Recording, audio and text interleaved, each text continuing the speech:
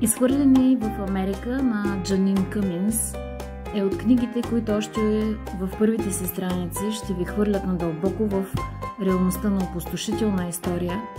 от която трудно ще може да се отделите в следващите си читателски часове.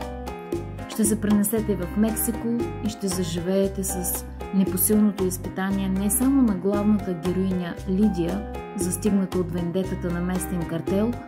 но и с личните истории на няколко латиноамериканци, принудени да търсят спасение като имигранти в щатите. Тъжното е, че това е съдбата на хиляди хора от Южна Америка, поели по нелегалния път на бягство към щатите не от суета, а от безизходица, от бедност или пряка опасност за живота си. В личен разговор с Невена Дишлиева-Кръстева от издателство ICU, аз си благодарих, че е направила всичко възможно да издаде тази прекрасна книга,